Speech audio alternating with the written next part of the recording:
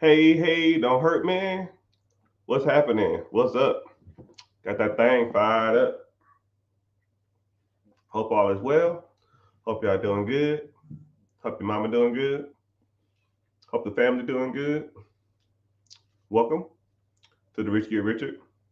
I try to go live every day or somewhat every day. I have my times where I'm busy or I really can't do it. But um, welcome in. Someone asked me earlier. So when I think of subjects, what to talk about, I always have to think to myself, what could I talk about that's relatable to a lot of people? And one person asked, how do I start? If I had, what's the perspective on trying to start from scratch? And then, and he or she said that their parents never left them anything, so he don't want to do that with. They don't want to do that with their kids, and I can understand that. I can respect that. So, yeah, let's talk about it. Let's get into it because that's how we do it. That's how we roll.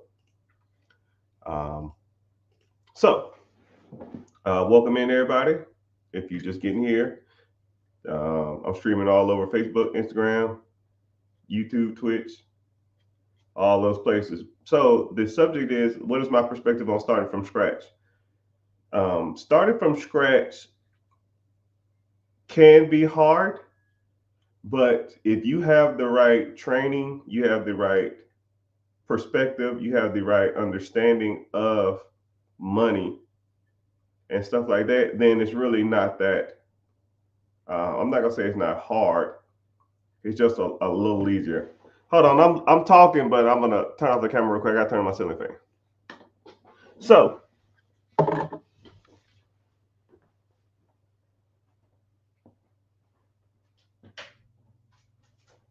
no bad.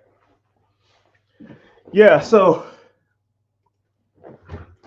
I always use this as an example. If I started out with nothing, how would I get to the top? Someone said, "Let's go." I see you. If I had to start from scratch, how would I do it? And there's multiple different avenues that you can do. But let's say I'm 40 and I had to start from zero, start from scratch. I will give you examples of things I would do, and then you can take them and apply them to your life. So if I had nothing, first of all, I would have, you got to start, you got to make some kind of income, right? I don't care if it's a wage job or a side hustle, you have to do something for money. You got to exchange your time for money, which is one of the lowest ways that you can make income. But you got to start making some money some kind of way, right? I don't care what it is. Get a job at McDonald's, get a job at Burger King, get a job at DoorDash, whatever. You got to do that. Then a lot of people really don't understand that having money or making money, it's almost irrelevant if you're spending it on a lot of stuff. You know, I hate to quote Outkast, but Outkast said, "It ain't what you make, it's what you spend," which is 100% true. If you're making $200,000 a year, but you're spending $210,000 a year and have a $10,000 deficit on your credit card, it's irrelevant. I would rather have $20,000 a year in bills and make 40,000 than make $200,000 and spend $220,000 a year. Well, in theory, I would, but you can get rid of a lot of stuff you making. That you can get rid of a lot of stuff though. But you know, when I meet people or I talk to people or I ask them what's going on with their personal finances, a lot of the stuff that they buy is consumerism. And I'm not trying to knock any type of race, nor I'm not trying to knock any sex. But if I had to, don't shoot the messenger. Majority of minorities and a lot of females. And if you're a minority female, I'm sure that's a double whammy. But that's just my perspective. I mean, I'm not knocking any particular race, any type of creed, religion. I don't know. That's just what I see looking at people's taxes and look at people's income and look at people's finances and looking at people's spending habits over years of time. So take it with a grain of salt. I'm just calling it like it is. So one thing is you need to start making money, and then you need to start cutting the fat, meaning that you need to start cutting your living expenses. And a lot of people think, or a lot of people will say to me, man, I already live below my means. I already live way under what I've cut everything. And then I'll look at their statements, and it's a lie. Maury says you are telling a lie. Lie detector determined that is a lie, because I'll just give you a quick exercise. You can do this on your own whenever you get a minute. Go to your financial statement, pull up last month, search the word reoccurring. So it's a bill that reoccurs every month. And if it's something like, if you click submit and it's like 1 out of 22 found, because it states it's categorized as a reoccurring payment because you pay it every month. And then look at something like that you don't think of. I want you to do this too. I want you to look at something that you almost indirectly spend money on, like Amazon. You don't think of it as like detrimental to your finances, but I want you to look at pull up the year, type in the word Amazon, and then search the word Amazon on your bank statement and see how many transactions you got and what's the total on those transactions. You will be comically surprised. I had that one person came to me and said they didn't have nowhere to but no means to cut their finances, or they're living below their means. And I did the reoccurring thing. They had 17 reoccurring payments every month that wasn't a bill, or that could have been cut. And Amazon, they spent something in the range, I think like $27,000. They spent $27,000 on Amazon in a year. I was like, well, how much money you make again? Oh, I make 70. Someone makes $70,000, and $20,000 to $25,000 of it, 1/3 of their income goes to Amazon. And people say, oh, well, it's essentials. Come on. You think you need $27,000, $25,000, $20,000 worth of essentials from Amazon? Nah, player. I call that some essential bullshit. So when people say they have nothing, it's typically a life choice. You can go out there, you can do side hustles. You can go out there and make extra money. You can go out there and do stuff to make extra money. You can go out there and cut the fat or cut your living expenses. But you feel like the way you're living, you feel like your lifestyle is a necessity. Like your iTunes, your Spotify, your freaking Netflix, those are choices. There wouldn't be a Netflix if I was struggling and doing month to month and I had no means to pay my bills, I was living check to check, or I was broke. There wouldn't be a Netflix nowhere near this. Hey, I see you, sir. I got your message too. I'll hit you back. So when people say to me, or people feel like they need those things, but you really don't. You really don't. You have to sit back and you have to ask yourself, is this thing that I have in my life worth me struggling over? Or you can even say this little simple line: is this worth the check to check lifestyle I have? Is Netflix worth the check to check lifestyle? Is eating out, is Chipotle worth me living a check-to-check lifestyle? Is Spotify worth me living a check-to-check lifestyle? And then, hey, I'm gonna know y'all gonna be in the comments. Man, it's only $5. It's only $8. It's only, yeah, 5 plus 5 plus 5 plus 10 plus 5 plus 8 plus 5 plus 9 plus 15 plus 4 plus 5 plus 8 plus 9 plus 15 plus 16 plus 18 plus 5 plus 5 plus 10 plus 4 plus 2 times 12 times a year is 40% of your paycheck. And people don't see it like that. People say, oh, it's only $3. Oh, I can't live without Spotify. Well, what I'm gonna listen to at the gym? I want you to take you back to a time 20 years ago when we didn't have cell phones and music at the gym. You listen to nothing because you can't afford it. But if you want that, ask yourself, is me listening to music at the gym worth me living check to check? Is me eating out and me enjoying this food? This Steak and Shake is so good. Is that worth that temporary enjoyment, that 30 minutes on your lips, worth living check to check? You can literally listen to YouTube for free on YouTube. Yeah. And that's if you want to listen to music. And then this is what, because someone like me, I lived below my means for 15 years. And I was making, at one point in time, people would say to me, they're like, yo, I know you're making good money, but why are you still living like you're broke? And I say it's simple, because I don't want to struggle or ever feel like I'm comfortable in life and trying to buy a whole bunch of stuff to impress a whole bunch of people that don't give a shit about me.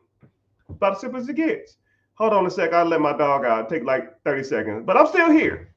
You still can hear the sound of my voice. My dog comes in the room and sit at my feet for like an hour at a time, but then now he's hungry, so he don't want to be bothered, which I get.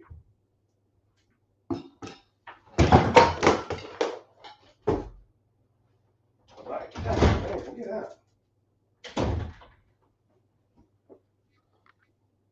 Oh, man, that dang dog.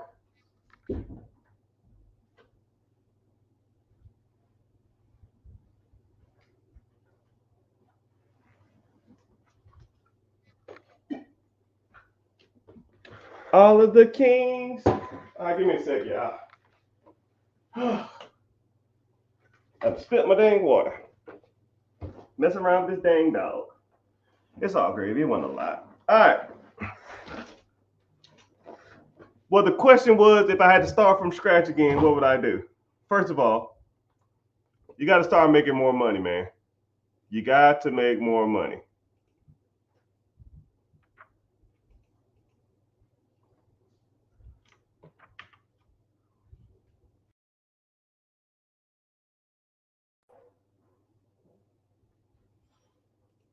You got to make more money.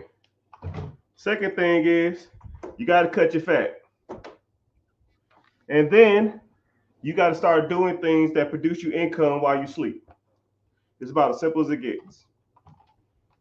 You got to start doing things that produce income while you're sleeping. You got to start investing without any benefit or any know-how on what the outcome is gonna be. And that's scary for a lot of people too. A lot of people will ask me, well, what I think about the stock market? Well, what I think is gonna happen with the housing market? What I think about the election? What I think about this? What I think about that? Bro, there's only one control. You ready? There's only one thing I can control. What I do right now. I don't give a shit about the past. I don't give a damn who's about to get elected. I don't give a damn who got elected. I don't give a damn about the housing bubble or COVID or Y2K. I don't give a damn about any the war in Syria or Iraq or Afghanistan or Lebanon. It don't make a difference to me. What are you going to do today to better your future financially? And if you say anything about what if, you lost me. You lost me. I had a client. I'm going to tell you something like this. I have a client and he's well off. Well off. His real estate portfolio probably brings him in somewhere in the range of $1.2 to $1.3 million a year, just in real estate holdings. And he calls me, sets up a consultation. He probably pays me $1,000 for an hour of conversation. He hires me as a consultant, and all I do is ensure him that his decisions that he's going to make in the future won't bankrupt him. And I said, bro, you're bringing in like 1.2, 1.3 billion, $1 million a year. How are you going to go bankrupt? What are you talking about? And he was like, man, they got a new coronavirus coming out. Man, they got a new swine flu coming out. Man, China's going to take over our power grid and turn off all the electricity in America. Russia got nukes. North Korea going to bomb South Korea. And I'm just like, bro, what are you talking about? What the hell does that got to do with you buying a house or buying some real estate or buying a business in America today? Right? And and then he pays me probably every 3 months to ensure him that whatever bull crap he saw on TikTok or Instagram or the Twitter or some shit is not going to be like, and I'm thinking about like this. What major crisis have we ever had? I might give you, I might even give you coronavirus, but America thrived through that shit because the government pretty much hooked us up. I mean, if the shit hit the fan, here comes the government. They won't let us damn fail.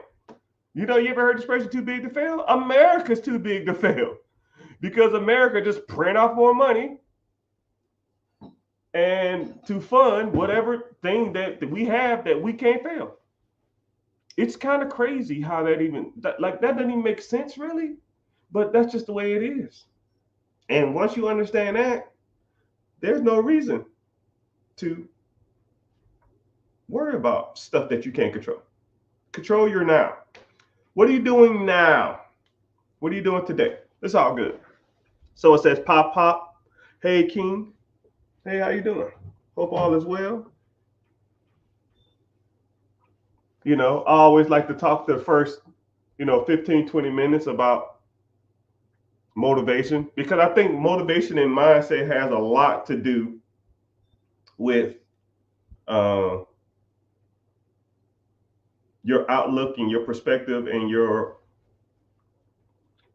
the way you see things. Because if you don't have good mindset, just like that individual, he makes a crap ton of money because of his family and stuff, but he has the wrong mindset when it comes to that stuff. And you cannot look at that type of stuff, man. You have to look at what's going on now. Make the best educated decision for now, and then go from there.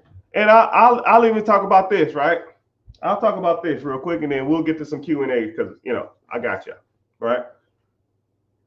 How you doing, sir? I see you on Facebook, which is random because I rarely get Facebook people here, but welcome in Facebook, Instagram, TikTok, Twitter, YouTube, Twitch. If you're on TikTok, make sure you just tap on the screen for 20 seconds. Tap it up. Somebody's killing the likes over there. I appreciate it. TikTok, Instagram, it ain't bumping today. I got off because of my dog, and then I came back on, and it was gone. So, I always get on here. I always try to talk about perspective because, and life and mindset, because a lot of it has to do with it. A lot of people, they say they want to be well off. They say they want to be rich, but they don't want to do what it takes to be rich or well off. And I think you have to do them both.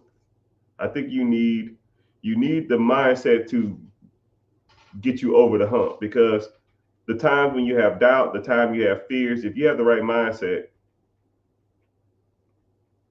then I know you can be successful. When people come to me and they want to be like mentored or coached, and they're like on their wits end, or they feel like I feel like they've been to like financial war or mental war. Those are, like, to me, some of the best people that you can work with. You'll get people that'll say stuff like, yo man, I tried it every other way, you know, it ain't happening, it ain't working, and I just got to take a chance on something else because I cannot get ahead. I work as many hours as I can. I do this, I do that. The money never increased. The workload always increased, and just on and on and on and on and on. And it's just like, you know, I'm my back against the wall, and hopefully something you got can rub off on me. And I was like, yeah, hell yeah. Because I know whatever I say, you're gonna do. Hey man, go knock out these LLCs. Go ahead and get this S corp, C corp. Go ahead and get their EIN. Let's go get some business funding. Let's get some real estate going. You looked at real estate in your area, and then like everything I say to do, they're gonna just knock it out because you know, they already been like at war with themselves and the war with the world. And whatever I tell them is gonna be super easy, right?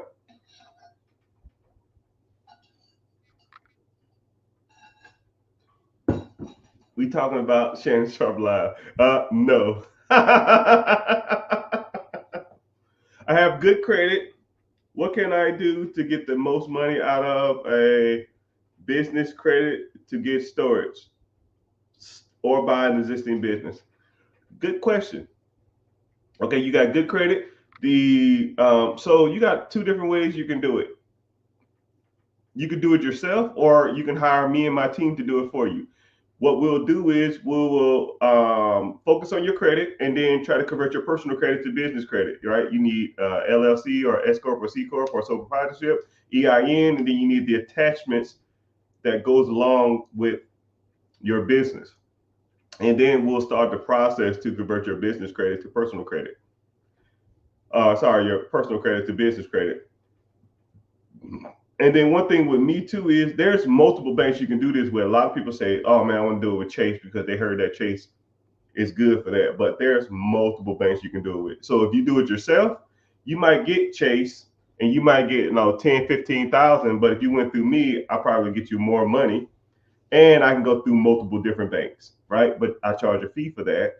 But I help you get the bag, and then I show you and teach you what to do with the bag, which is almost the best perspective. It's one thing to show somebody, it's one thing to get somebody some access to some money. And then it's another thing to get person access to money and then show them the best ways to utilize it to either recoup the money that they borrowed back as fast as possible so you can get them out the way and make money on top of that. Because if I'll put it like this, man. Let's say if I gave all of y'all $100,000 cash right now, but you had to make $100,000 in 1 year to pay me back, and whatever you bought or whatever you did with the $100,000, you can keep it, but you just gotta get my money back in a year. Like, what would you buy? So that's the easiest way to explain it. And a lot of people won't give me a good answer. They'll say shit like, I'll flip that. Okay, you'll flip that. What the hell is that? Oh man, that's easy. I can do that simple. Like, I don't know about that. It's not as hard as you think, but it's not as easy as you think either. Because taking $100,000 and doubling over a year's time is not an easy task. You just got to know what you're buying, and you got to know what you're doing. Because you think about it, okay, I go buy a house for cash. Okay, $100,000 house. Let's say if it's producing $1,500 in rent, 1,500 times 12 is $18,000 or 18% rate of return. You are 70 something thousand dollars short, my friend. Shit, 80 something $1,000 short, $82,000 short. Someone said, Shit, making $100,000 is not easy. Yeah, it's not easy. That's why if you really start thinking about it, because people can say, man, that's easy. Some people say, I can do this, I can do that. Somebody said, I'll double the $100,000 in a month. If it was that easy, then people like me would do it. You know, if I could take $100,000 and double it in a month, I'll just take, I don't know, $10 million and double it to $20 million in a month. If it was that easy, but it's not that easy, because if it was that easy, then everybody was doing it. But everybody's not doing it. Everybody, anything that's get rich quick will more than likely either lose all your money or don't make the money you think you're going to make. You know, or I'll forex trade. I'll start do some parlays, bro. I'll go to the casino. You'll be broke as fuck. Statistically, that shit doesn't work. It doesn't work. So, I mean, if y'all want to give me y'all some suggestions, I mean, I'm open. I just want to see what y'all say. You know, if you want to, you don't have to, because I know it's hard. If I gave you $100,000 and on September 11th or whatever date it is, you know, I'll give you, you know, just hypothetical situation a year from now or something. You know, go out and you give me, you know, double it, right? That it's just not happening, man. But individuals said, if I got a business chase card or access to capital, what would I do with the money, right? I can give you access to the money. Hell, a lot of people on social media can show you how to get money from the bank. But what are you going to do with that money? And are you going to make enough money to pay the bank back? You know, that's where the problem is. That's where the problem is. Someone said, fix and flip 2 small houses. Yeah, then you got to worry about capital gains tax, and you got to worry about it sitting on the market. So for those who don't know, we are in a soft market, and the average homes are sitting on the market for about 118 days versus 3 years ago, they were sitting on the market for 10 days. And that's if you know where to buy them. Are you getting them undervalued? Do you have to put a lot of money into them? Are you putting all the money up front for the down payment? Are you even getting financed for that?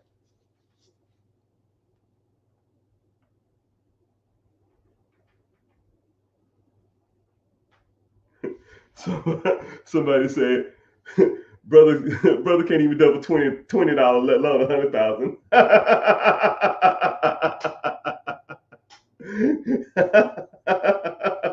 You ain't lying. You ain't lying. And then what's crazy is renovation costs have went up, contractors went up, labor has went up. Inflation is a monster. They say it's at 8.5 to 9%. I don't believe it. A bag of Oreos is damn near double, man. It's nuts out here. But I think that it's not as easy as a lot of people think it is. It's not as easy as people think it is. You put it into a stock. You put $100,000 into a stock and let it ride. I don't know what stock you talking about. I pay $100,000 100% over a year's time. None. And if you do, you might lose. You might end up losing the money. Someone said, I'm a realtor and an investor. It is not that simple. You need to put this somewhere smart. Yeah, that's my objective. That's what I'm trying to get across to you guys. I want you to understand that I'm not saying that someone said you're going to try penny stock or pumping a stock. You're not going to pump a stock with $100,000. Most of the major hedge funds is holding somewhere between 5 to 10% holdings of any major corporation. So if they can't pump the stock, if they can't, someone said research it. I'm good. I'll take your word on it. I'll take your word on it. There's a nice me way of saying that shit ain't happening. Right? There's only statistically a handful of ways to get that kind of money, right? Business acquisition, maybe real estate, maybe the stock market, right? Real estate, the business thing you can do the cash flow fast. The real estate, if you got a decent deals in a decent area, you'll be close. Stocks, I don't think it's going to happen. I don't think it's going to happen. But it's all good. All right. There are a couple abandoned houses. You know, this is what's crazy about abandoned houses and or markets. So let's think about it like this. So let's say like some areas that are not as popular to invest in, or people don't think that it's popular to invest in. So let's say like Detroit, Ohio, Chicago, Gary, Indiana, Baltimore, you know, those type of places. If you can go to a place and buy a house for 80 grand, it's 2024, 2025, 2026 time frame, and you're buying houses. The average house sale is almost $400,000. You're buying houses at 25% of the average American. There's a reason why. You're buying them either for cash flow or Section 8.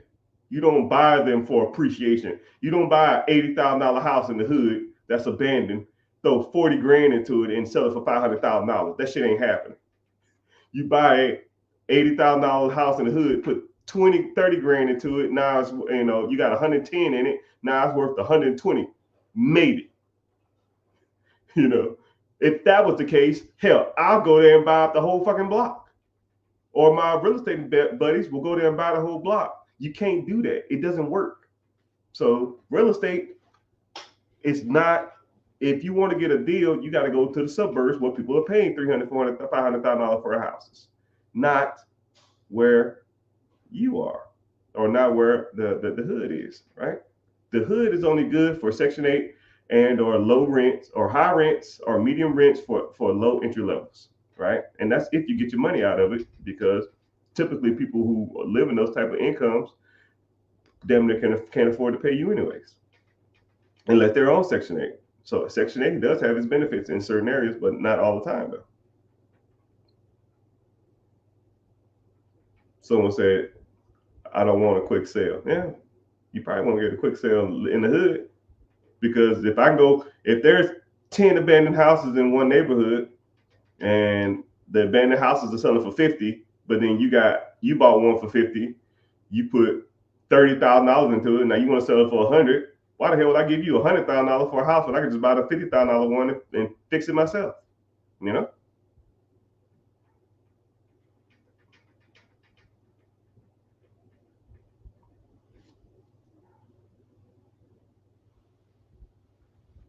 Someone said Mike S bought the whole block. Yeah.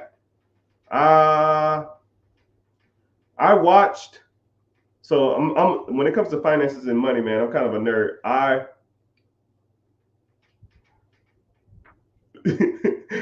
You saw my face? Somebody said, yo, I'm gonna put $100,000 in a IUL. Man, if you don't get the got my face with this UIL, ILU shit, hey man, I'm not trying to knock anybody's hustle.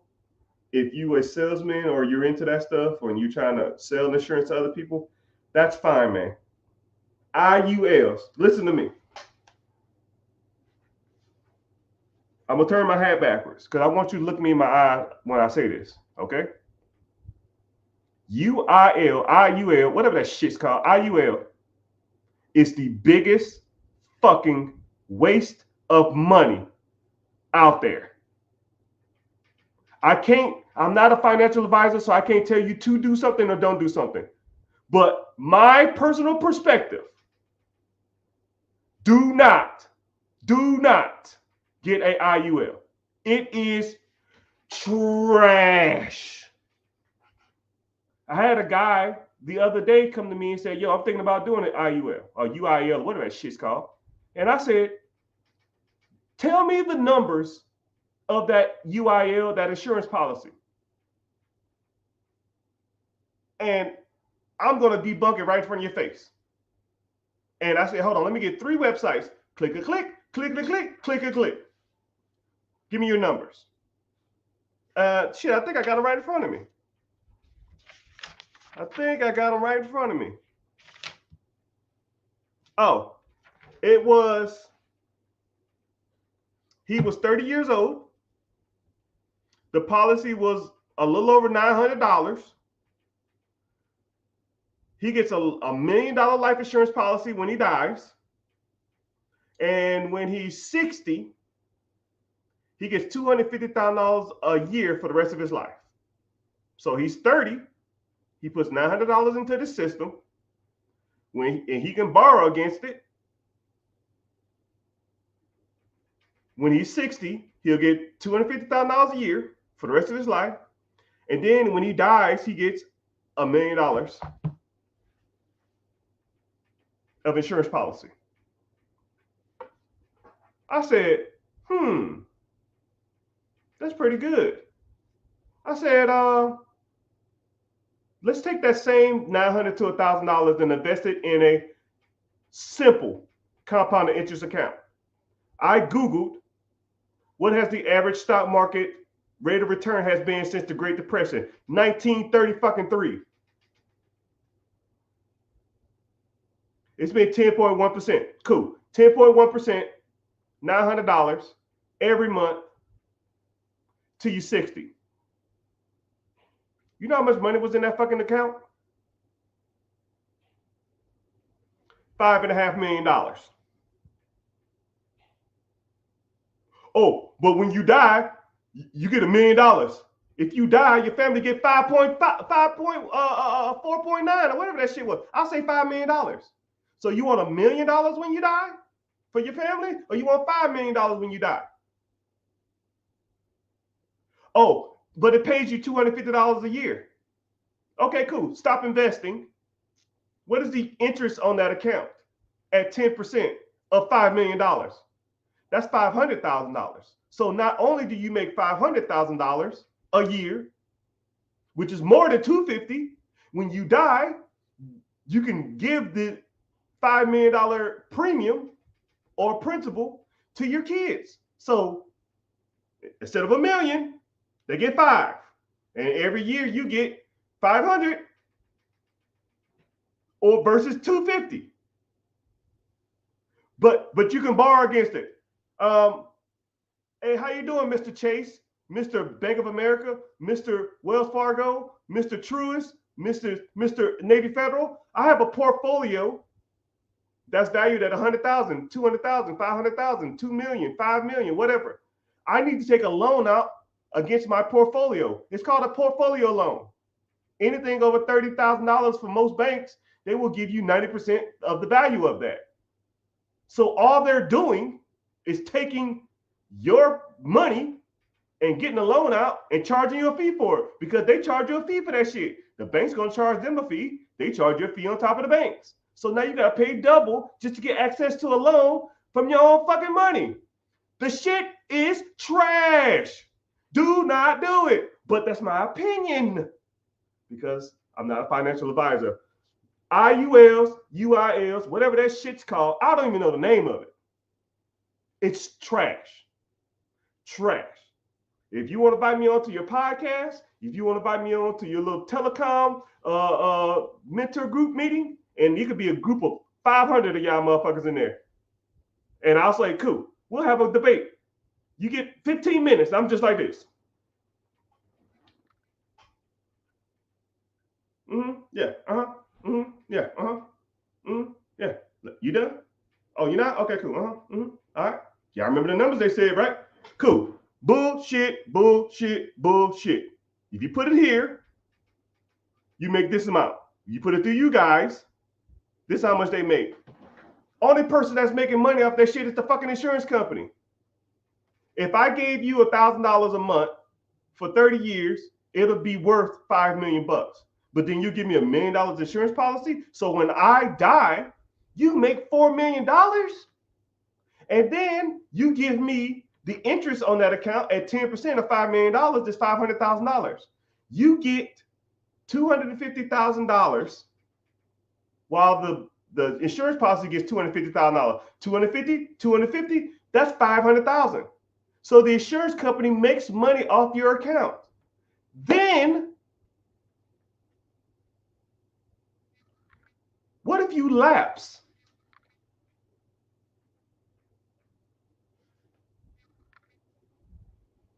What if something happened? You got a flat tire, your transmission fall out your fucking car. Who fucking knows? And let's just say you miss a month of your insurance policy. Y'all don't even want to know the ramifications on a IUL, UIL, or whatever that shit's called. If you lapse, they find the fuck out of you and they damn near reset your policy. But if I'm investing in Apple or ETF, a mutual fund index fund, let's say if I had to pause it for a month, you think Apple keeps my money? Oh, let me guess. Charles Schwab, Fidelity, E-Trade, Vanguard, T. Rowe Price, Goldman Sachs. They keep your money. You don't make a monthly payment towards your investment account. They keep your money. No, they just continue when you start.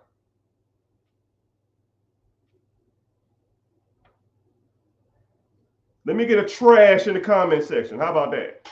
And now, if anybody want to sit here and debate, invite me on your podcast because I'll rip that shit up. Right? I've been studying money for years. You will not win.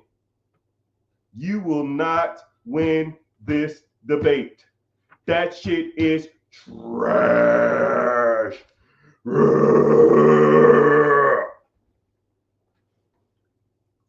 Sorry, I went on a rant. Someone said some UIL and that shit gets me bothered, man. Anyways, welcome everybody in. We are bumping with, damn man, I gotta get on more rants, man. Where I come from? It's like 300 people in here. Damn. Anyways, yeah, what y'all want to talk about? Ask the questions, preguntas. If y'all new here, if you never seen me before, my name is Mr. Richard, host of the Rich Get Richer podcast. A little synopsis of an overview of me, if you've never seen or heard me before.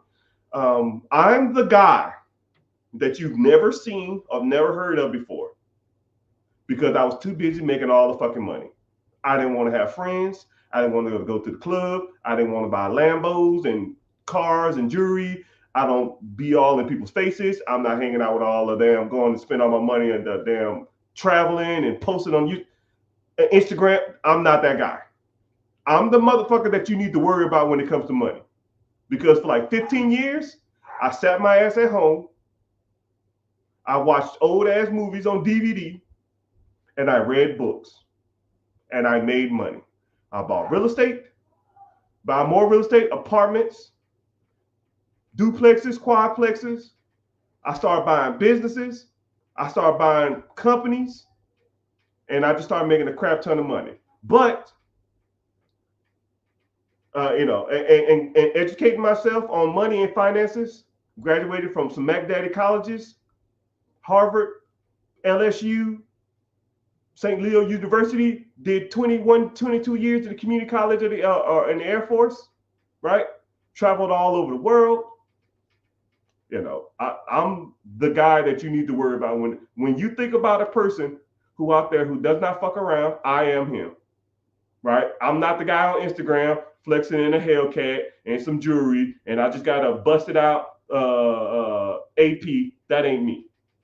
Those guys are clowns, and they ain't really doing no money. They really ain't doing no money, right? Because my tax business handles a lot of these famous Instagram people's money, and them motherfuckers are broke. Y'all listening and idolizing the wrong people. I'll meet people and say, yo, man, I see the following on social media. Yeah, man, I got to flex on them hoes. Okay, cool. I appreciate the flex on them hoes. I mean, let's see the money. And I'm like, what the fuck is this? Why are you buying a depreciating watch when you can't even you're making 80 grand a year. You spending 100 grand on Instagram. How the hell can you afford this? Man, shit, I live at home. I live with my mama. Oh, my goodness. Story of my fucking life, man. story of my life. Some of the richest celebrities, some of the richest people you see on fucking TV, some of the richest Instagram stars, celebrities, singers, actresses, brokest motherfuckers you'll ever meet in your life. And I just got tired.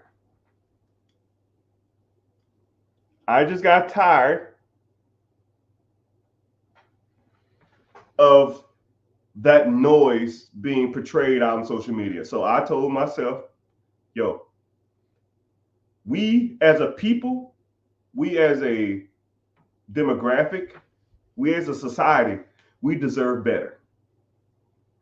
Dave Ramsey ain't got no fucking clue. He's old. His ideology and ideas are dated. A lot of the people in the minority community don't got a fucking clue what they're talking about. Not a fucking clue. Everything is like a quick, everything's like a hustle, everything's like I gotta play. What the fuck are you talking about? A play? It's not a play. This is where you need to be. This is what you got to do to get there. It's not a play. It's not a hustle. It ain't a gimmick. It ain't a one-off. It ain't a glitch. You know how stupid you sound? And I just get tired of so much misinformation out there. So that's my job to get you right.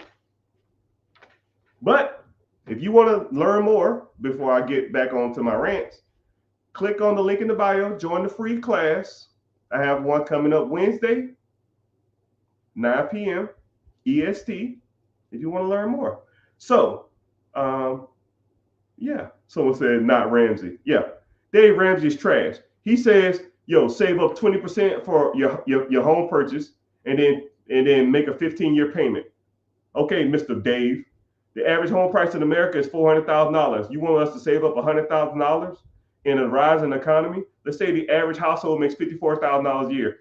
And let's say the wife who happens to work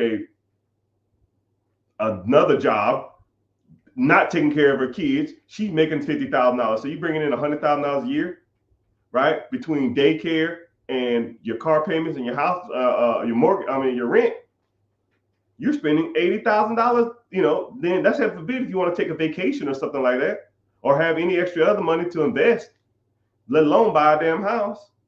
So it's gonna take you 5 years to save up $20,000 a year to get a $100,000 house down payment, and then you financing it for 15 years, which is gonna damn near double your house payment. Your rent in the damn apartment is $2,000. You get a 15-year mortgage. You're gonna be paying $3,800 a month. You can't afford that shit. It doesn't even make any sense. And then heaven forbid you do save up the $100,000. You think housing pricing, the average home price in America is $400,000? You think it's going to be the same like that in 5 years, 4 years, 6 years, 10 years? You're running an uphill battle with roller skates on. This shit don't make any sense, people. Right? His ideology is wrong. It doesn't make sense. First of all, he hates debt. When he was buying all his homes, he said, oh, I got 400 homes. Yeah. Back in 1982, when a home was fucking $65,000 in downtown Denver, of course you can fucking buy houses, but you can't now. Do you know what the expense ratio versus the outcome ratio? Versus the income ratio versus the expenses ratio is now? I'll put y'all on some real math because this is what we study on the big boy stuff. Not none of that. Diamonds and gold chains and fucking Hellcats. The cost of living since 1985, okay, 1985 has gone up 2,500%. The income for the average American has gone up 28%.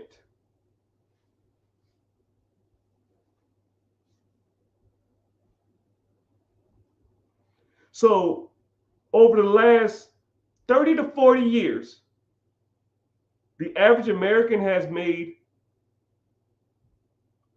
30% more, but the cost of living has gone up 2,500% more. How the fuck do people supposed to get ahead in this shit? It doesn't even make any sense. So what I do and what I try to teach people to focus on is things are going to be expensive. There's only one thing you can do to combat expensive stuff. Well, a couple things. One, buy less of them. Two, make more money. It's about as simple as it gets. And people wonder why people say stuff like, man, I feel like the more I work, the less I get ahead. Yeah, because the cost of living is so damn high. And you're not going to combat a inflation problem by working more or hard work. Hard work doesn't pay. Smart work does. Buying shit that makes you money while you sleep pays. And what you do with that money pays. Not going out here and buying vacations, going out here and buying Hellcats, going out here and buying all this other kind of shit. You know?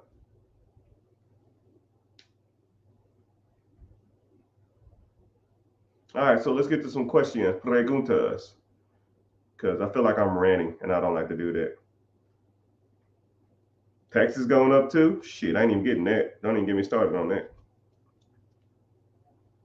Somebody said, where do I go to find businesses? Better question, brother. How you gonna pay for it?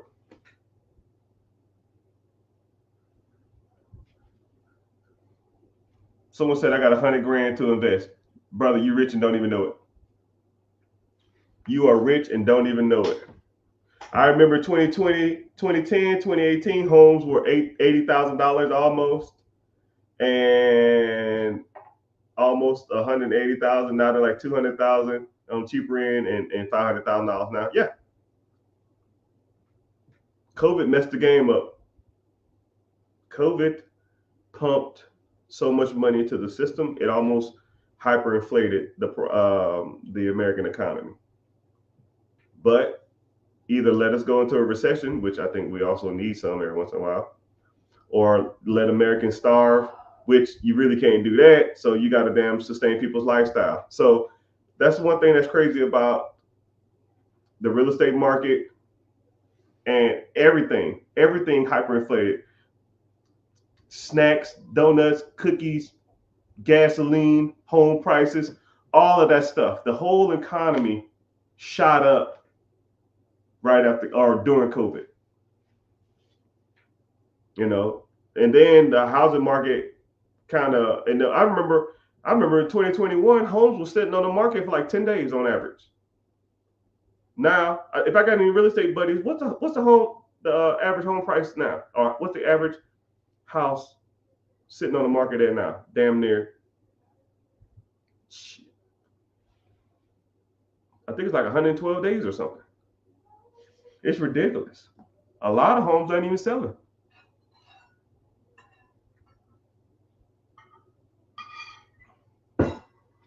Oh, somebody said, where do I go to find houses? Where do I go to find businesses for sale? All right, brother or sister. I don't know who said that, but let's put you on some bigger, deeper knowledge of understanding when it comes to buying a business. One, do you have the credit to buy the business? Because people want their money back whenever you buy something. Okay. Two, do you have the cash injection? Do you have the down payment? Because you can't, more likely you're not going to buy something without putting something into the game. And a lot of people say stuff like, oh, well, I can do some owner financing. Yeah, they're not going to finance you the whole thing. There are some rare situations where you do can get some owner financing all the way, but you're not going to find them where you probably think you need to look. And then three, do you know how to run a business? Do you know how to manage a business? And then what do you even say to a person when you ask them about their business? Hey, how you doing? I'm some random guy from saw some random good-looking black dude on there talking about buying businesses, and I thought this was pretty cool. This business for sale? Yes. Uh, uh, yeah. Can I buy it? Yeah. You got the money? No. Fuck you wasted. What? What? Do you have the down payment? Well, how much you want? How much do I want? You're not gonna buy it through me. You gotta go through the bank. Well, how much the bank want? Boy, buy. Click. And you know what's crazy? This is what's crazy. I'm gonna put you on one little level of evaluation that you probably don't even think about. You ready? When I reach out to a company and want to do business or conduct business with them, or I want to reach out to a company, or a company reaches out to me and asks me to do business with them, or they want to do a collab, or they want me to do their podcast, or they want me to be a guest speaker or a motivational speaker for an event, or they want me to they need me to do a conference where they want me to teach their sales team on how to evaluate business or something. The first thing I look at is their email address. The first thing.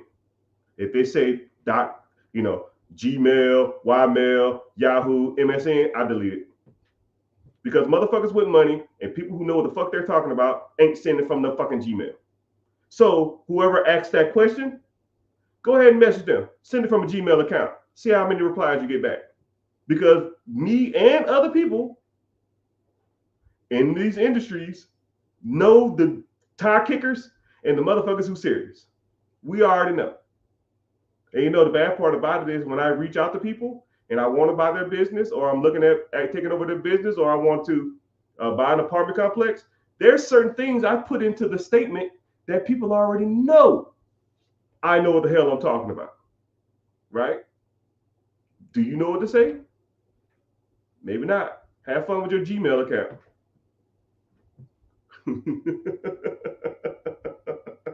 It's all good. But hope y'all find the value in this stuff. Comment your questions. And while you comment your questions, YouTube, TikTok, make sure you're liking the screen. Make sure you're tapping.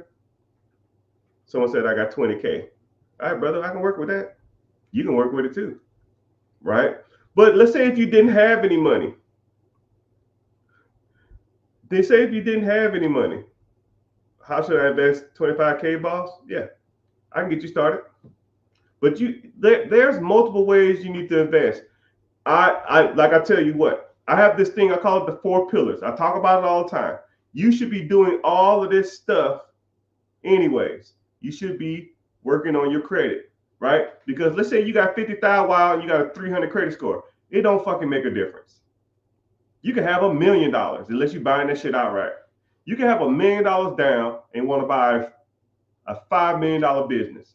If your credit is shit, they're going to tell you to bounce. Right? Would you loan somebody money with a 300 credit score if they had $1 million down? Probably not. I would almost rather have somebody have a perfect credit score with no money than a person that has shitty credit with money. Because I know at least the person with good credit, I know at least they pay their bills on time. And they're going to do everything they can to keep their credit spotless. Right? So I focus on credit. Business credit, personal credit, credit profile, credit score, credit history, derogatory remarks, hard inquiries. Then you need to focus on investing. Stock market, ETFs, mutual funds, index funds, TSP, 401k. You got to know what to buy. You got to know when to hold them. Know when to fold them. You got to know what to put your money in. You got to know when to pull it. Then you got to focus on acquisitions, buying shit that makes money.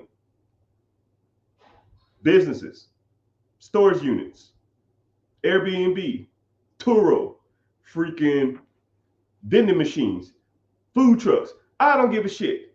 If I can be sleeping and my checking account goes ching, you know, it's kind of crazy though. I have an app I have a thing on my phone. Every time I get deposited money into my account, it goes ching ching, and I already know when rent roll comes in, it's just I have to turn it off. Right? It's generally the 8th or the 9th every month. That's when I get all my rent checks. But it's all good. And then you need to focus on real estate. Your own house, investment properties, single family, duplex, quadplex, fourplexes, commercial units, storage units, and apartments. Someone said, "Do I have rental property?" Yeah. And that's what the 4 pillars. That's what you need to focus on. A lot of people say, "Yo, man, what do I invest in?" You need to invest in them all because you can almost comically do them all at the same time if you know what you're doing. That's why people reach out to me because they want to learn how to do it. Because it really don't make a difference how much money you have. You can have 5K, you can have 1K, you can have 100K. Don't fucking make a difference.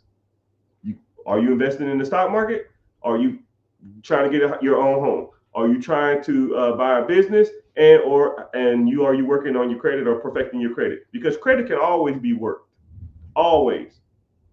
I've never seen people say I got good credit. I've never seen perfect credit, but you should always be working at it. But once you get a certain goal, then you need to start utilizing your credit, putting that credit to work. Because I don't give a shit if you got an 800 credit score and 850.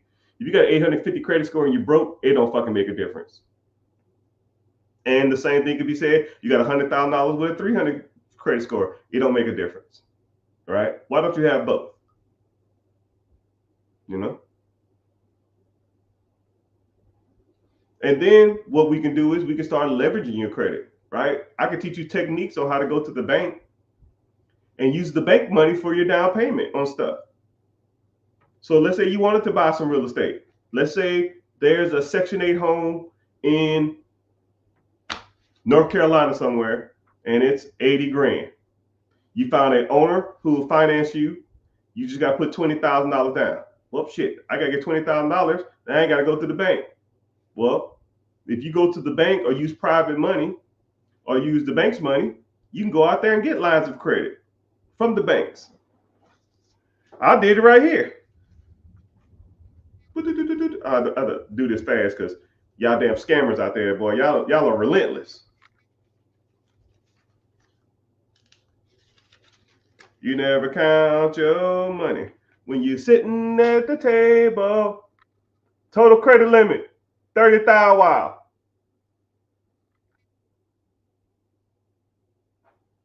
30,000 wild. So now I'll take that 30,000 wild. I put it down on the property. And then when the rent comes in, I pay the card off. I don't take the money, the profit, and go buy a Hellcat. No, that's stupid. I'm gonna get this busted out. I'm going to Johnny Dane's and get me a necklace. How about Johnny, you're a dang fool for going to that dude? And you know what's crazy about, I'm on a little rant here. What's so crazy about my minority black community is that we put so much emphasis on jewelry and watches and necklaces, but we have no major jewelry guys. I'm gonna throw that out there, right? That's for anybody. If you became like the jewelry guy in the nation and have every celebrity coming to you, you'd be printing off money because every fucking ass clown that think they got a little money be coming to you, saving up their money coming to you. And why the hell are we going to Johnny Dane? Why are we going to Jacob the Jeweler?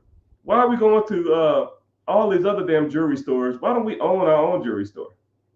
Who's like the Negro Johnny Dane? I'll wait. Why don't we have that?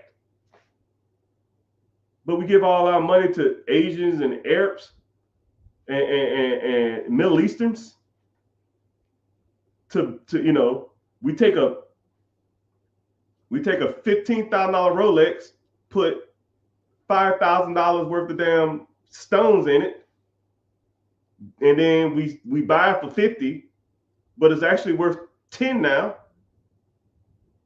What the fuck are we doing? Floyd Mayweather damn pay your lifetime worth of your damn rent, but one person. I got this new watch from Johnny Dang.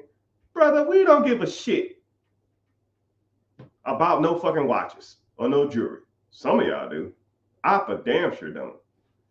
You can have that shit. Someone said, I want to learn. I already have a duplex and I want to buy another property next year. Next year? How about next month? Shit. What you waiting on, brother? Johnny Dang started in the mall in Houston, the Houston rappers. Hey, man, look at my face. You looking? You ready? Watch it.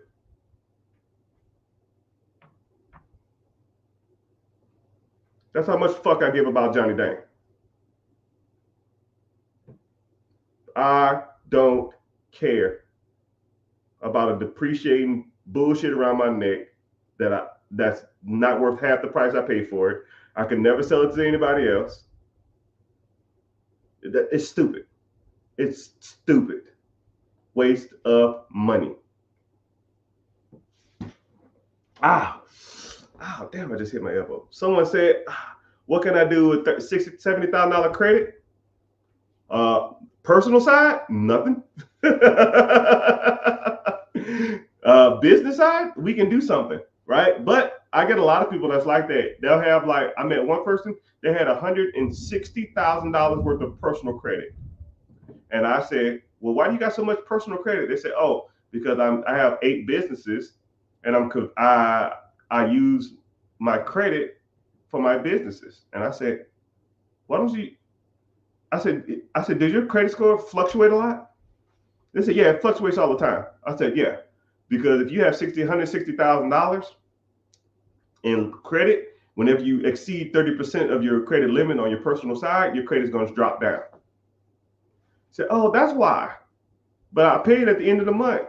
But if you miss that billing cycle, then it's going to reflect on your credit. Or they'll look at the utilization at that billing cycle, or if it reports to your credit before that billing cycle goes through, then it's going to show you high, you know? So if you have $60,000, $70,000 of personal credit, that's not good. But you need to do, if you got that much credit, you have a strong personal credit profile. I think if you got 70 grand worth of personal credit, I think your personal credit profile is probably stronger than mine, or as strong as mine. I got a lot of personal credit, but personal credit and business credit, personal credit is like your dream car. You pull it out the garage, you take it to a Cars and Coffee, you wipe it down, you talk about it to people. Look at that bad motherfucker there. Yep. And then you take it home and you put it in the garage until you use it again. Your business credit is like your daily driver. You drive in the Publix, you hit curbs, you do donuts, you speed down the highway. It ain't got no AC. You damn the seat recliner don't work, the heat don't work. You don't give a damn about it. That's how business credit is. You just dog it out. The purpose of business credit is used to fund business deals, real estate deals, or acquisition deals. That's the point of it. It's meant to go up and down. Personal credit is not meant to go up and down. Personal credit is meant to look pretty, right? It's just for pretty. It's like a pair of Michael Jordans that you wear that are nice, and then a pair of Michael Jordans you wear to play ball in, right? Even though y'all should be buying that shit anyways. Shit's a fucking trash anyways too, but that's a whole nother story. So, moral of the story, you have high business, good. You have $70,000 personal credit, that ain't good. But what you need to do is you need to get with me, click the link in the bio, join the free class. If you're interested in moving forward, we can convert all that personal credit to business credit. And then we'll convert, we'll get you more business funding. So, and once we reach the maximum amount of business funding you can get for that time period, then we can come up with an educated plan on how to use that business funding to get you something that pays, do what's called debt servicing. Debt servicing is when you buy something to pay down the debt while still making money. Like say if you bought a piece of real estate and let's say you had $50,000, but you put 10% down. So you bought a $500,000 piece of property with the $50,000. Let's say the rent that comes in is, I don't know, $2,000 profit a month. I don't know, $2,000 over 12 months. That's 24,000. You put the $24,000 back into on the line of credit, and now after 2 years, you pretty much got a house for free. That's debt servicing. Real estate nowadays is a little harder to do it with, but a lot of businesses you can do it with, but you got to know what you're doing. You got to know how to evaluate. A lot of people will think they know how to evaluate businesses, but they have no clue. What are my thoughts on high yield savings accounts? High yield savings accounts are good temporarily. You should never, a high yield savings account should never be a full-time investment tool. Like if you're saving up for a house or you're going to buy a house in the near future, or you're saving up for a down payment or something, yes, that's fine. But you need to start converting your short-term money to long-term money. The average high yield savings account only pays out 4 to 6%, which is barely over inflation. They're good for like 5, 6, 7 months. If you're going to do anything over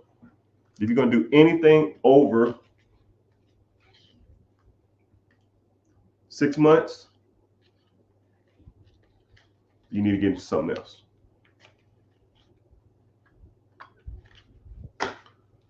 But thank y'all for being here. We had a crap ton of people earlier, but a lot of people left. It's all good. They don't want to hear my rant and me talking shit about Johnny Dang. I can't wait to get my money. I'm going straight to Johnny Dang. Trash. Don't Paul Wall or something sell grills or something, or Nelly or something? I don't know, man.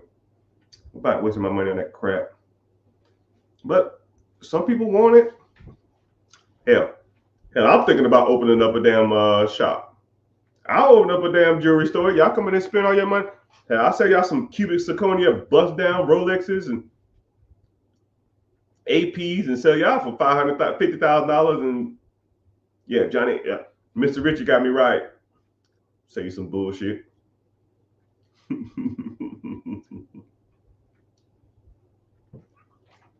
Someone said, how can I purchase a duplex with no money down first?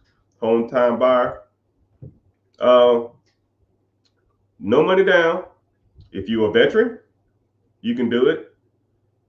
Duplex is going to be hard because if you're not a veteran, there are like 3 or 4 different programs out there you can buy your first single family home with no money down. But if you want a duplex or a quadplex or a threeplex, you can do what's called, you do an FHA loan, which is 3.5% down. But I don't know where you live. I don't know if you want to live in a unit. I don't know if you just want to rent out the unit. But there's ways and techniques you can do to kind of get the money a little cheaper. You can get the down payment a little cheaper. Or there's still programs you can do a single family home. Or what you can do is get into a single family home. And I don't know if you like got a family or you're single or anything like that. Hell, rent out a room. Get into one of these homes with no money down. If you're single, rent out the rooms. That's what I did in my first place. I had 3 roommates. My mortgage, my house payment was $925. I had 3 roommates that paid me $500 a piece. 555, that's 15. 15 minus 925, 575. I made $575 a month. Take the 575, and this is what I did. I really was eating. A lot of people think, man, I can take the 575 and live off that. No. That's your first failure. Oh, I can take the 575 and then I can invest it. No. You messing up twice. Pay the mortgage yourself because you're living there.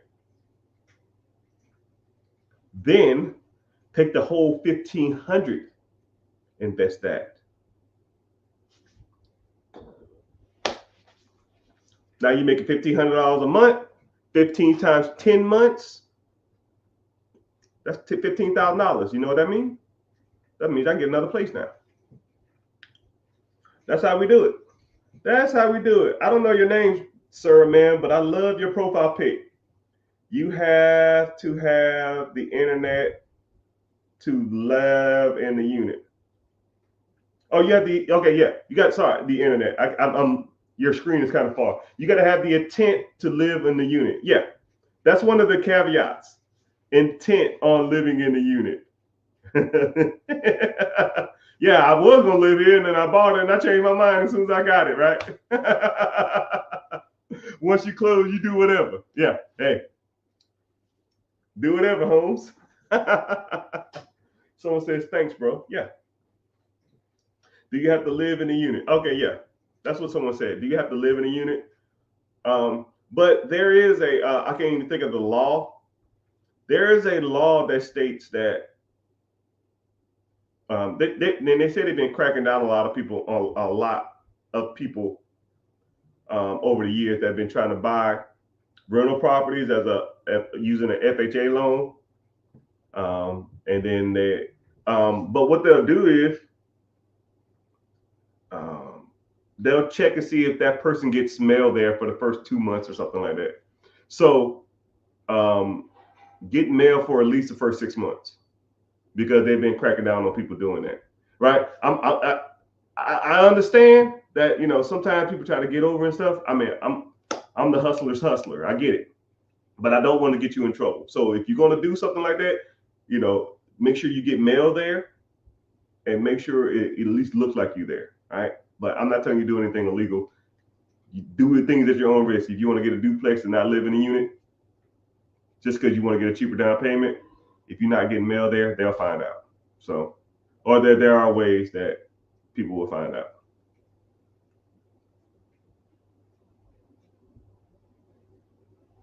Someone said, I have a few business ideas. One is a mobile massage chair. A mobile massage chair, like for your car? I don't know. But yeah, if you want to, first of all, if you have a business idea, get a patent, and then get a proof of concept. Probably go overseas, build it cheap as hell, try to not get any knockoffs, and then sell it to a bigger company. That's what I would do, right? Like you only got to hit once. Just like the guy who invented Slinky, sold that shit to Whammo or whoever the hell bought it, and Whammo made a fortune, but he got a royalty and he got an upfront price, right? He probably won't go down as the inventor for Slinky or the wall crawl, that thing you throw on the wall and it's like the little octopus that climbs down the wall, or even the super soaker, same thing, right? I don't have to be, my face ain't got to be plastered all over the damn internet. I don't have to be the creator and founder. People like sense of pride and all that kind of shit. Dude, cut the check. I don't give a fuck about nothing there. But here you go, Mr. Richard. Here's your royalty check for $1 million for the rest of your life every year. And you can never bring this up again. Here's your NDA. Motherfucker, you will never hear me again. But I won't tell my mama that I damn invented this shit. Man, we need to talk. Cool. Click the link in the bio. It's going to be a class in there that says Be Your Own Boss. It's a webinar that's coming up. It is on Wednesday, 9 p.m. EST. So click in there, join, and we can talk in there, right? I'm going to give you some lessons. I'm going to give you some slideshows. Someone said, is it too late? It's too late to what? Too late to apologize? Who you, One Republic? No, it's never too late to sign up. Just sign up. Hurry up. Get in there. Spots are limited, and hold on, let me see. I got a damn. I gotta probably open up new class. I probably gotta pay for more people to come in there because if I don't, they'll send me people let me know. Man, I've been trying to get in this class, but it keeps getting blocked because I only signed up for so many seats because it is what it is. But it's all gravy. It's all gravy.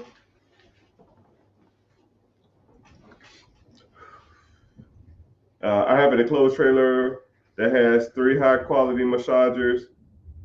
Oh, so it's like a mobile. Okay, so it's like you travel and give people massages in the chairs. Okay, I guess that's cool. Hey, what's going on, Mr. Skits? We got a celebrity in the house. What's going on? I see you. I need to reach out to you, man. Maybe I'll come down to Miami and I know you had that storm. I hope your shit's okay, man. I remember we was talking about it, but I know we didn't I really didn't reach out. I should have reached out right after.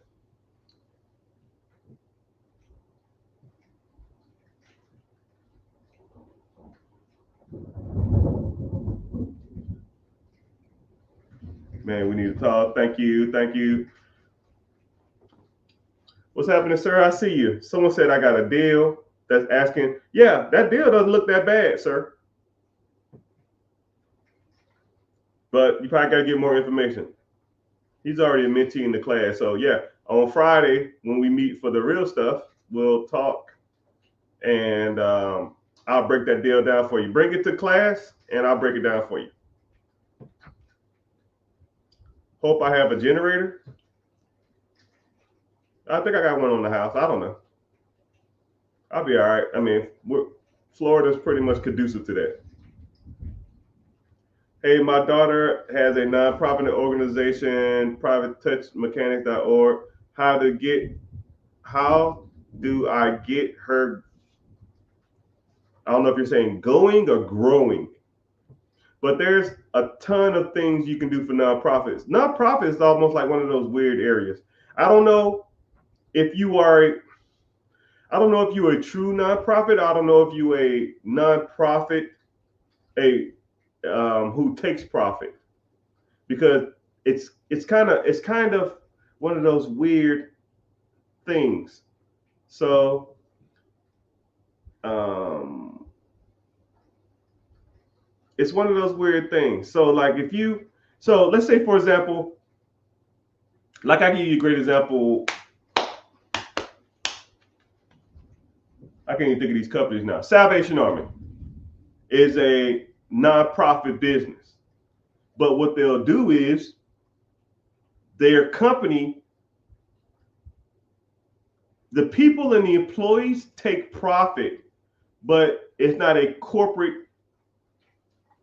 It's a private nonprofit.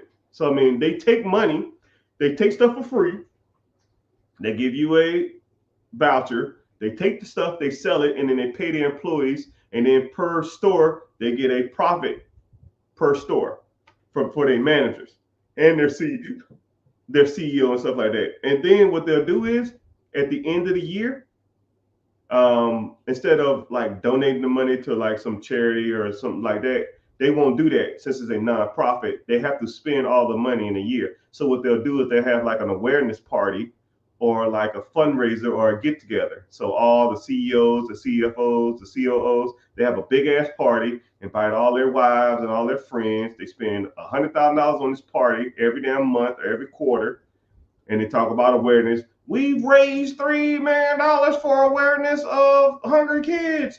Yay! Let's drink wine and eat the best food in the world. And you're like, what the fuck? Are y'all really a private organization? Are y'all really a nonprofit? Or y'all just a nonprofit organization that benefits off the system? It's just weird. But I don't know, man. I don't know what you want to do with that. So I don't know what your kid wants to do with that. I don't know if y'all want to, just like the AF. What's the one with Sarah McLaughlin? ASAP. Someone help me out. It's like 200 of y'all in here. Somebody got it. ASAP. I don't. To the arms of an angel. The A. I don't freaking know. Right. But anyway, ASPCA. There we go. ASPCA. That was it. There we go. Yeah, I got you. Appreciate it. That company takes in all the money, and 10% of what it brings in goes to awareness. Okay? They don't like when I talk about stuff like this. They're gonna damn cut the cord. But hey, whatever. So that company let's say they raised $1 million this year. 10% goes to awareness. So 10%, $100,000 goes to ads, commercials, brochures, and giving resources to the volunteers. The other 90% goes towards salaries. So in theory, they don't do shit.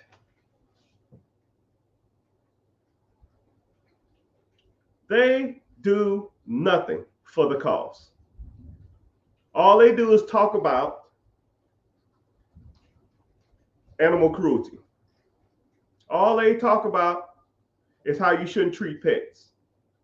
They don't do nothing for the damn pets or the animals. They just talk about it. Now, there's a book that gives you every nonprofit in the world or in the United States, and it tells you exactly where the funds go. And I read the ASPCA, and I was like, what the fuck are they doing? 90% goes to employee salaries and fundraisers and parties. And then now deep down to that, 45% is salary. 45% of the money that they raise goes to salary. The other 45% or whatever hell is left goes towards fundraisers and parties. Who you, P. Diddy? Man, get the hell out of here with that shit. Yeah, he said, someone said 15%. I know it's something. I know it ain't worth me putting my money into it, but you know, that's the kind of fundraiser and nonprofit you need to be starting, my guy.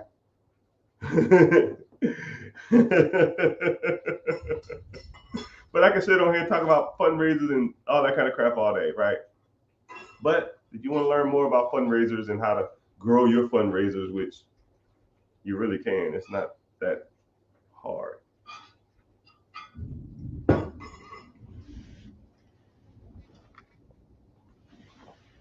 Bro, it's all good. All right, so what questions y'all got for me? I got a little more time before I got to get off here. I need to go get a haircut. Look at me looking like old man Withers. So I'll give you some talking points if you want. We could talk about business funding, business credit. We could talk about buying an existing business versus opening or starting a business. We could talk about real estate. Your own home, primary home, apartment complexes, syndication, wholesale, bird dog. We could talk about investing, ETFs, mutual funds, index funds. I'm a fresh newbie here. How do I start off investing? Damn, your questions going fast now. I can't even process that fast. Someone said I could talk about this all day until they cut me off, cut me the cord. Thanks for the information. Appreciate it. I see you. So if you want to start investing, damn, I just kind of explained this a minute ago. Any grants to buy homes?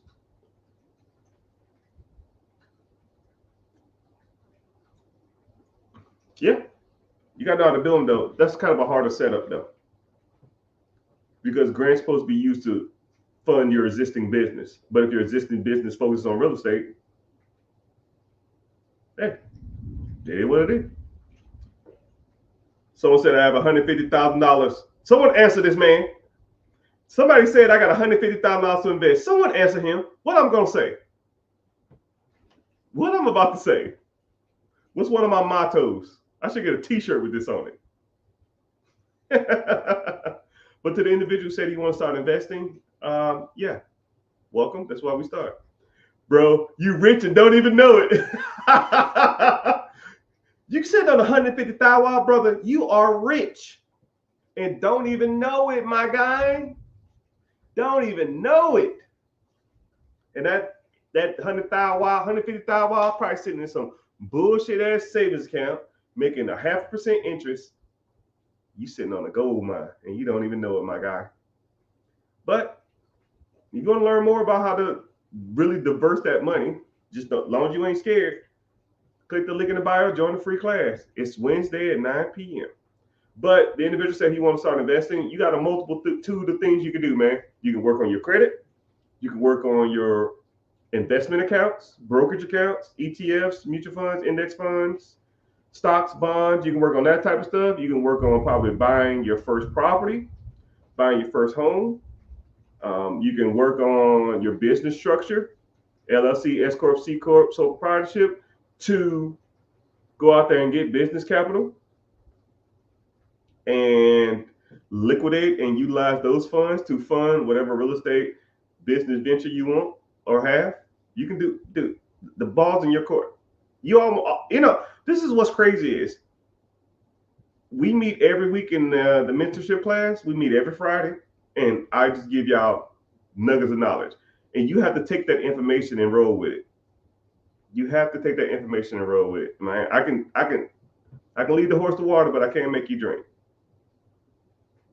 Hey, do I do coaching? Yeah. Link in the bio. Sign up for the free webinar, the free mastermind. That class is on Wednesday, 9 p.m. EST. So yeah, whenever, come through, learn, and go from there. Getting business funded. Should I be aged on my personal credit card? Huh? What should be the age of my personal credit card? Okay, good question. That's kind of a detailed question. You must have got that information from somebody else. But so the credit, man, that's it's not hard. I just want to answer it right. All right. If you have aged personal credit, so what you're talking about is your credit profile. Your credit profile consists of what lines of credit you have and how old are they. The banks like to have credit profiles of $1,500 or more. So if you have a line of credit or a business, you have personal credit cards or business personal lines of credit over $1,500. They like that, and they like 2 years older lines of credit. But it's not necessarily a disqualifier if you don't have that. And a lot of people think that not having a strong credit profile is a disqualifier of business credit. They just won't issue you as much business credit as as other people because your credit profile is not as strong. So if your credit profile is not as strong, your credit score is not as strong, the age of your business is not as strong, you still can get business credit. It just won't be as much. Okay? But that's like someone told you that. That's like a random question, right? Which I can appreciate, but it's all good. But welcome in. If you're just joining in, welcome in. If you can go to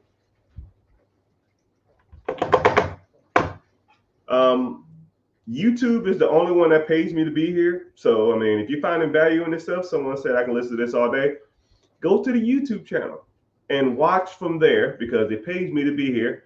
You click the link in the bio and then you'll see the links for YouTube and that kind of stuff like that. Because I got 100 people in here, but I only got 5 people on YouTube. So I'm pretty much losing out on a lot of money. Actually, I got like 3 people on YouTube, man. It's crazy. So I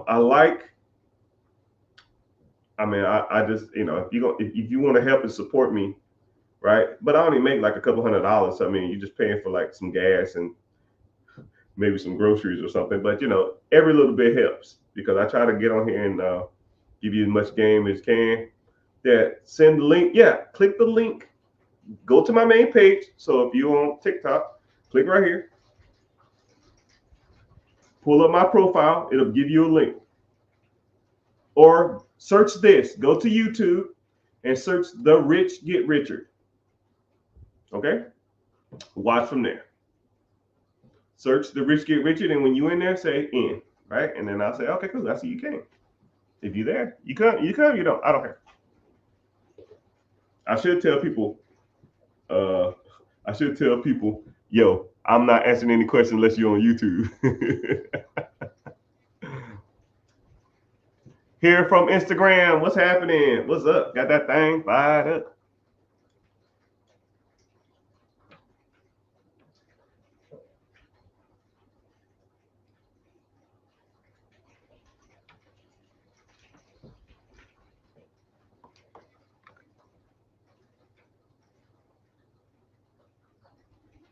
What's happening? What's up? Got that thing fired up. I see you from IG. Looking like Nipsey Hussle.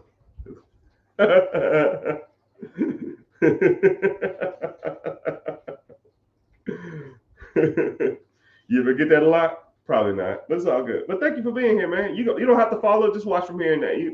Whatever question you got since you here, just came over. Go ahead and ask your questions. I see you. Getting it done. I see you.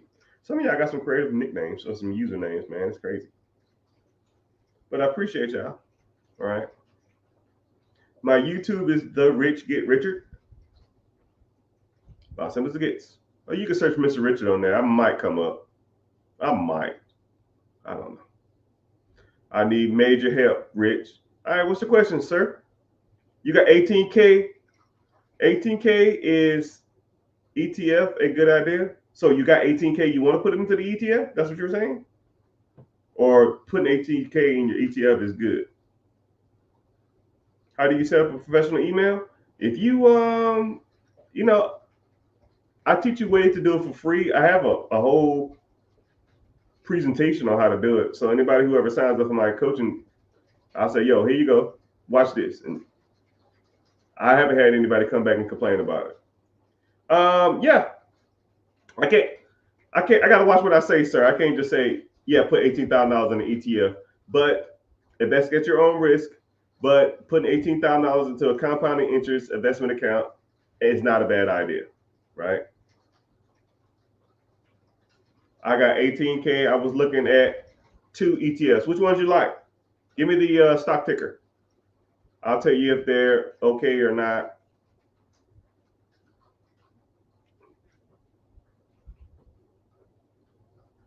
How to get probate properties? Too easy. You know what? I'll answer that question real quick, but I'm gonna give you a little nugget of knowledge. I'm not gonna tell you all the game. Shit, I ain't even heard of them, my boy. Right? Look into I got a question. No, you got 2 questions because I got a question. There's a question. Look into BOO. Can't tell you to invest into it, but that's a good start. All right. Someone said how to get into probate. A backdoor way to get into probate. Probate is when you get houses from people who's going through divorce or going through a divorce or going through when people die and they inherit their house. That's so let's think about it. When people get divorced, who do they talk to first? And when people die, who do they talk to first? Okay. I'm gonna say that. Talk to those people and you find a lot of probate houses. When people die, who's the first 3 people their family talk to? And when people get divorced, who are the first 3 people they talk to? More than likely, those people can get you in there with people in probate. But now some of these people that they talk to probably already got connect, so you just got to understand that, that's what you're dealing with. So if you find some newer guys, hey man, I see you work at the probate, right? And somebody said lawyer, but you thinking here, man. I think here.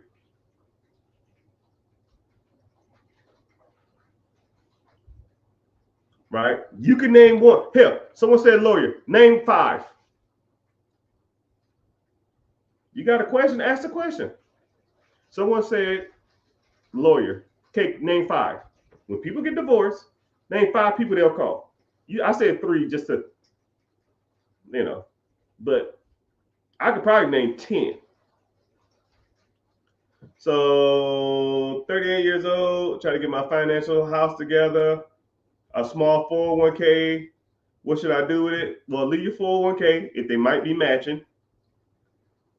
So if they're matching, always do maximum contribution to your 401k because they're matching. Whatever they're not matching, you probably need to start putting into like a different fund, ETF, mutual fund, index fund, or something like that. And then I don't know what your personal credit is like. You need to get your personal credit right. 580 can get you a house. 620 can get you an investment property. 660 can get you business credit. 620 can get you personal credit. 680 can get you business acquisition money. So if you get into the sevens, we're good. Okay.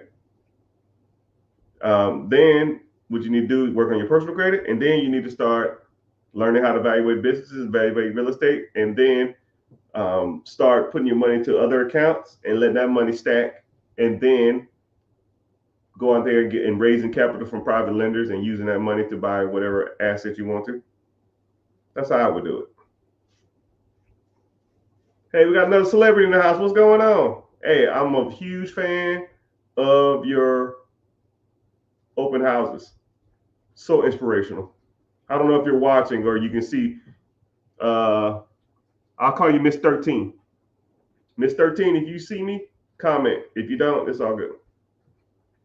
Do you have a referral for credit repair? Oh, wow. Go figure.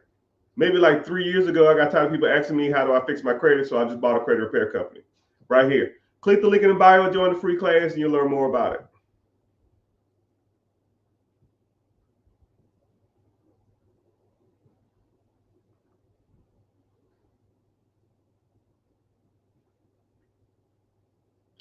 Man, your questions going fast, man.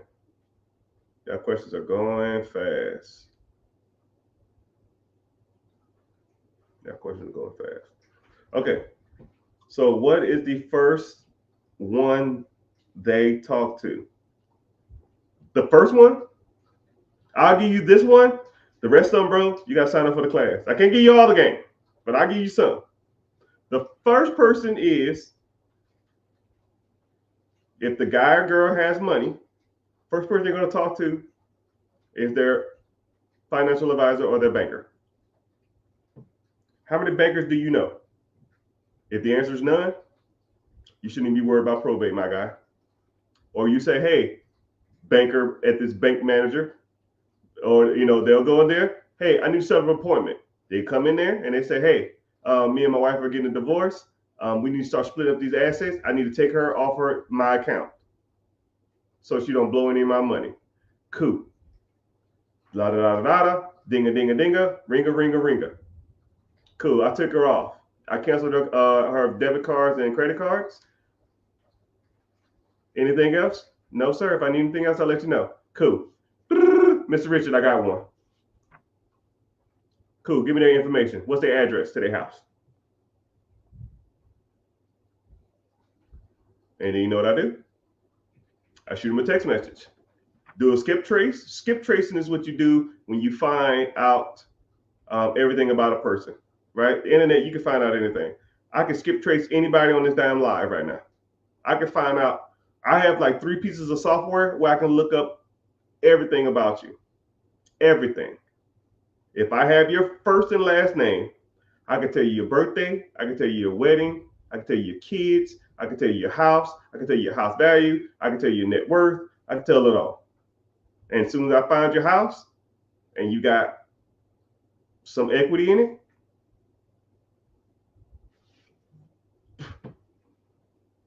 hey, what's going on? My name's Mr. Richard, or send you a text message.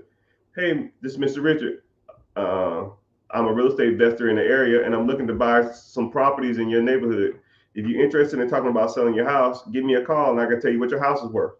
Yeah, what's going on? Mr. Richard here. Hey, my name's Alex. I got your text message at the right time. Well, what's going on, Mr. Alex? Yeah, I found out my wife had 3 kids behind my back, and I didn't even fucking know about it. It's some bullshit. Yeah, man, it shit sucks. Yeah, so what you gonna do, man? I'm thinking about selling this house. I don't want her to get shit. Cool. I got you. Let's work something out. That's how you buy probate houses. One of the ways. But I can talk about that shit all day. That's a whole nother story. Hope y'all find value in this. I can't stay on too much longer, right? I got stuff to do, and it ain't this. How's somebody gonna say I got a question and don't ask the question, man? I've been waiting for this. It just keeps flashing. I got a question. I got a question. No, don't find a banker. Oh man, you're killing me, man. You need to learn, my boy. You need to learn, my guy.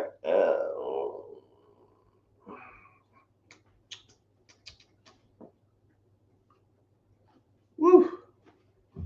I just saw you on IG Live for the first time and I followed. Well, you must, if you follow me for the first time on IG, you must have came from that video. Like, it's kind of crazy. This is what's crazy about social media, right? I'm gonna kind of get a little synopsis of my life. I throw out tons of content, tons. And a lot of times when I can make a detailed video that can take anybody from broke to rich. It'll get 300 views. And then I'll talk shit about a Hellcat or something, or a Scat Pack or some clown buying jewelry, and that shit blows up. I think that Scat Pack video at damn near 1 million views now or something. And I'm just like, yo, I don't want to be known as the guy that talks shit about people buying Hellcats. But it's just funny that people know me from talking shit about people who buy Hellcats. It's just funny. I don't want to be that guy, right? I want people to have fun. I want people to have a life, right? But if your life and your fun is at the expense of your financial future, then that's where I draw the line. You cannot build wealth spending all your money on shit that depreciates. It's not going to work. You know, that Hellcat payment, I did the math on it. That dude's sitting at about an $800 payment, and I gave him a generous interest rate and a generous damn price, right? And I know he ain't paying no 7% interest. Let's say he's paying 12, right? And let's just say instead of $50,000, he pays $60,000 for that shit, right? His payment is probably like $1,100-$1,200, right? You take $1,200 a month. That's 15,000 a year. You're 25 years old. You put 25,000, even if you just did 1 year. I wish I could have said that in the video. You take 1 year. Yo, you know what? I'm gonna drive this Honda for 1 year. I'm gonna take the $1,200 a month, put it into an account. You'll have $15,000. You put $15,000, right? I'll even do the investment on it, right? Because I know I just don't like talking the talk. You take $15,000, $1,200 a month for 12 months. Instead of buying that Hellcat at 25, he bought it at 26, right? And then after that, 26, 36, 46, 56, 30 years. He just put it in that account and forgot it even exists. Right? 30 years. Whatever these ETFs are making, he put not another dime in that damn account. That $15,000 for 1 year of investing at 25 years old. When he's 55 years old, 25, 35, 45, 55, 30 years would be $880,000. Now, I didn't even say he didn't even have to buy the Hellcat. I just said he wait 1 year to buy the damn Hellcat. Wait 1 year to buy the Hellcat, and when you're 55 years old, you'll have close to $900,000 with a interest rate payment of $110,000. When he's 55 years old, he can live off the interest of $110,000 a year for the rest of his life. Hellcat or 1 year delayed gratification? Is your Hellcat worth $900,000 and $110,000 a year for the rest of your life at 55? I'll wait. I'll wait. No, it ain't. It ain't even close. There ain't a car in the world that I would trade in for $880,000 when I'm 55 and $110,000 a year every year for the rest of my life. There's not a car in the world. There's not. Stop me when I'm lying. Y'all name a car. What car would you trade for $900,000 and a paycheck at 55 for $110,000 for the rest of your life? I'll wait. Hellcat, I wouldn't even trade no kitty cat for that.